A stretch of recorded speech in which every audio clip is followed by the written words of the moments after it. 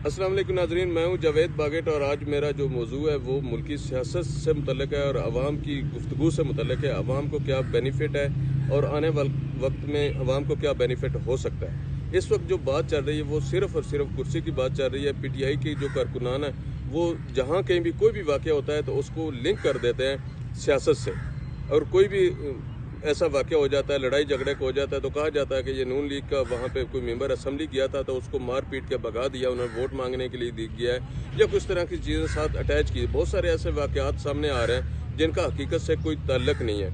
इसी तरह से मुस्लिम लीग नून जो है वो भी पूरी तरह से प्रोपेगेंडे की सूरत में ऐसी चीज़ें अपलोड कर रही है। उनकी भी जो टीम है, मुकाबला चल रहा है दोनों PTI की सोशल मीडिया टीम्स और नून लीग की सोशल मीडिया टीम के हवाले से, क्योंकि सोशल मीडिया का जो प्लेटफॉर्म है बेसिकली ये ज़्यादातर जो ज़्यादा मुतारफ़ करवाया गया या जिस दौर में ज़्यादा इससे काम लिया गया वो तरीके इंसाफ की हुकूमत थी, क्योंकि तरीके इंसाफ की हुकूमत के बारे में कहा जाता था कि तमाम आर्डर्स जो हैं व्हाट्सएप पे चलते हैं। इसी तरह जो है नून लीग ने अपने पिछले दौर में कुछ इसको मुतारफ़ करवाया सोशल मीडिया को, लेकिन जो पीक पे गया वो तरीके इंसाफ का वो दौर था जिसमें सोशल मीडिया जो है ना वो पीक पे गया और सोशल मीडिया की अहमियत में इजाफा हुआ। लेकिन जहां सोशल मीडिया की अहमियत में इजाफा हुआ वहां ये भी बात सामने आई कि फ़ेक न्यूज़ का ट्रेंड जो है ना वो दिन ब दिन बढ़ता गया, और ये फ़ेक न्यूज़ की ज़्यादा जो तारीफ या ज़्यादा जो चीज़ें बाहर निकली वो भी तरीके इंसाफ के दौर में ही निकली।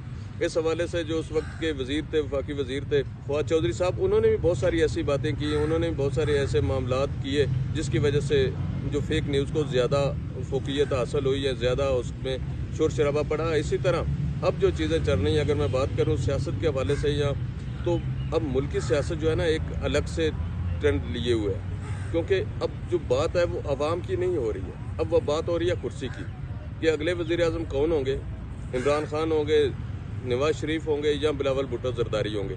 इस पे आज डिबेट चल रही है, इस पे आज बात हो रही है, और इसको साबित करने के लिए कि कौन सी सियासी जमात जो है ना वो किस तरह से लोगों को वर्गला रही है या किस तरह से कि वो प्रोपेगेंडा इस्तेमाल कर रही है, सिर्फ उसका इस्तेमाल किया जा रहा है। अवाम की बात नहीं की जा रही। अवाम की बात अगर आप देखें तो वो ये है कि शौक़-ओ-नोश की चीज़ों में इजाफा किस कदर हो रहा है, इसको देखना चाहिए। जो निगरान सेटअप है वो बेसिकली इलेक्शन करवाने के लिए अगर आया है तो अवाम को साथ सहूलतें देने के लिए भी आया है। अवाम की उन्होंने क्या सहूलत को देखा, किस सहूलत को देखा और क्या सहूलत दी। अगर तेल की कीमतों में कमी की गई तो उसमें रिलीफ अवाम को क्या दिया गया।